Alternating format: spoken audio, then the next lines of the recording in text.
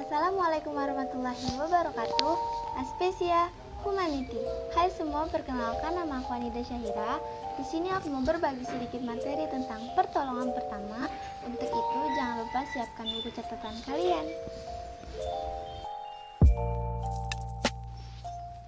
Dalam kehidupan sehari-hari, pasti kita maupun orang lain pernah mengalami sakit, cedera, ataupun kecelakaan. Karena itulah kita perlu mengetahui tentang pertolongan pertama. Pertolongan pertama itu apa sih? Pertolongan pertama adalah pertolongan awal dengan segera yang kita berikan kepada korban yang mengalami sakit atau cedera secara mendadak sebelum korban dibawa ke tempat rujukan atau fasilitas kesehatan terdekat.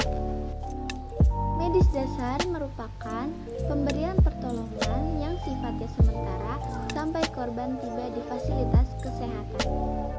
Siapa sih yang disebut penolong pertama? Yang disebut penolong pertama adalah penolong yang pertama kali tiba di tempat kejadian serta memiliki kemampuan dan terlatih dalam penanganan medis darurat atau kedaruratan. PP bertujuan untuk 1. Menyelamatkan jiwa korban agar tidak meninggal di tempat. 2. Mencegah cacat atau misalnya luka yang membekas. 3. Memberikan rasa nyaman dan membantu proses penyembuhan. Selain itu, kita juga perlu mengetahui kewajiban pelaku PP. 1. Mengutamakan keselamatan diri sendiri dan orang lain. 2. Meminta bantuan kepada yang lebih ahli. 3. Memberi pertolongan kepada korban dengan cepat dan tepat sesuai dengan keadaan korban. 4. Membantu pelaku PP yang lain. Sebagai pelaku PP, kita perlu mengutamakan keselamatan diri sendiri. Jadi, kita memerlukan alat perlindungan diri atau yang disebut APD. APD merupakan alat yang digunakan agar kita tidak tertular penyakit. Contohnya, sarung tangan latex, masker penolong, dan kacamata pelindung. Selain APD tersebut, dalam melakukan PP, kita memerlukan beberapa peralatan lainnya. Misalnya, kasa steril, pembalut gulung atau perban, pembalut perekat atau plester, pidai, pinset, senter, dan selimut. Sebagai pelaku pertolongan pertama atau PP, kita juga harus tahu apa itu anatomi dan soal dasar. Anatomi adalah ilmu urai tubuh, yaitu ilmu yang mempelajari tentang susunan dan bentuk tubuh. Sedangkan soal dasar merupakan ilmu yang mempelajari tentang fungsi dari bagian, alat, atau jaringan tubuh yang disebut fisiologi. Berikut adalah bagian-bagian tubuh manusia. Dalam bagian tubuh manusia terdapat kepala yang terdiri dari tengkorak, wajah, dan rahang bawah, leher, batang tubuh yang terdiri dari dada, perut, punggung, dan panggul, anggota gerak atas yang terdiri dari sendi bahu, lengan atas, siku, lengan bawah, pergelangan tangan dan tangan, dan yang terakhir, anggota gerak bawah yang terdiri dari sendi panggul, tungkai atas atau paha, lutut, tungkai bawah, pergelangan kaki, dan kaki. Selain pembagian tubuh, ternyata tubuh kita memiliki 5 buah rongga. Dalam tubuh manusia terdapat 5 buah rongga. Yang pertama, rongga tengkorak. Yang kedua, rongga tulang belakang. Yang ketiga, rongga dada. Yang keempat, rongga perut. Dan yang kelima, rongga panggul. Apa sih yang harus kita lakukan saat menemukan korban? Ketika kita menemukan korban, kita harus melakukan penilaian korban. Tindakan penilaian korban terdiri dari 1. Penilaian keadaan. 2. Penilaian dini. Langkah yang kita lakukan adalah A. Memeriksa respon. Ada 4 tingkatan respon korban, yaitu awas, suara, nyeri, dan tidak respon. B. Memastikan jalan napas terbuka dengan baik. Jika korban tidak respon, gunakanlah teknik angkat dagu dan tekan dahi. C. Untuk menilai pernapasan. Setelah jalan napas berjalan dengan baik, maka penolong harus menilai pernapasan korban dengan cara lihat, dengar, rasakan. D. Menilai denyut nadi. Sebelum itu, kita harus lihat kondisi korban apakah sadar atau tidak.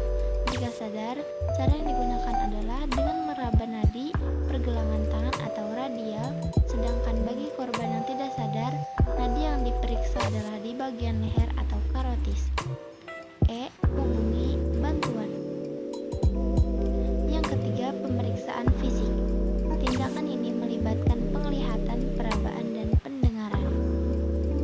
Untuk pemeriksaan lebih lanjut kondisi korban, perlu dilakukan pemeriksaan yang lebih lengkap dari ujung kepala sampai ujung kaki. 1. Kepala, telinga, hidung, mata, dan mulut.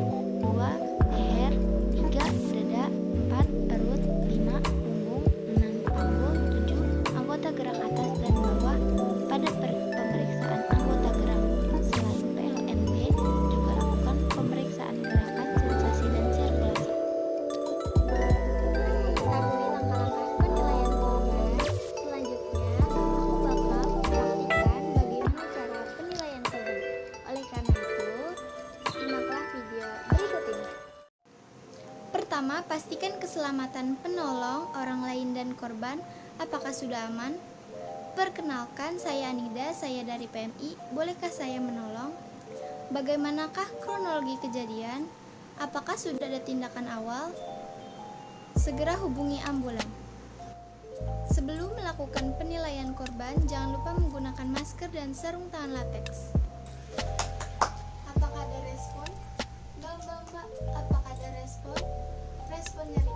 Apakah ada respon? Expose, tekan. Apakah ada respon? Bandingkan leher korban dengan leher penolong.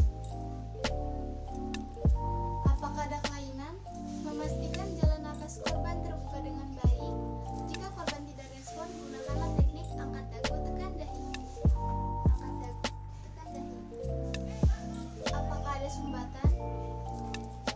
Cek jalan napas korban menggunakan teknik LDR.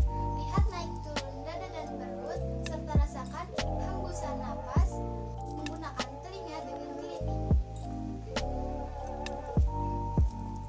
Berapakah frekuensi dan kualitas dari napas? Berapakah frekuensi dan kualitas dari nadi? Bandingkan leher korban dengan leher penolong. Apakah ada perubahan warna kulit? Selanjutnya, pemeriksaan fisik dari ujung kepala sampai ujung kaki. Kepala bagian atas, kepala bagian bawah. Apakah ada tetesan? Dahi, pelipis, pipi, rahang atas, rahang bawah. Apakah ada kelainan? Leher, tulang belikat, kerangka, dada. Apakah ada kelainan? Perut, apakah elastis? Mata, apakah pupilnya membesar? Telinga kanan, telinga kiri, hidung dan mulut, apakah mengeluarkan cairan? GSS, gerak, sensasi, sirkulasi. Panggung, tungkai atas, lutut, tungkai bawah, pergelangan kaki, jari-jari kaki. GSS, gerak, sensasi, sirkulasi. Jika saat melakukan pertolongan Anda sendirian dan terdapat jenis luka lebih dari satu, carilah luka yang lebih parah untuk ditangani terlebih dahulu.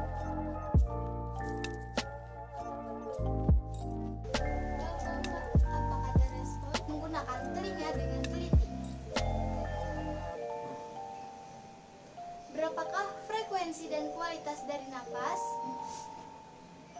Berapakah frekuensi dan kualitas dari nadi? Apakah ada perubahan warna kulit? Miringkan korban menghadap ke samping.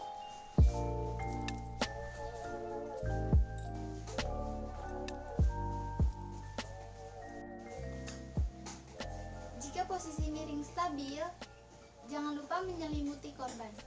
Improvisasi.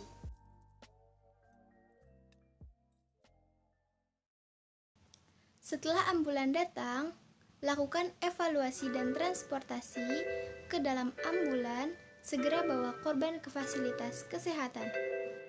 Saat tiba di fasilitas kesehatan, segera laporkan apa yang Anda temui pada korban meliputi nama, umur, jenis kelamin, tingkat respon, jalan napas, dan penanganan apa yang telah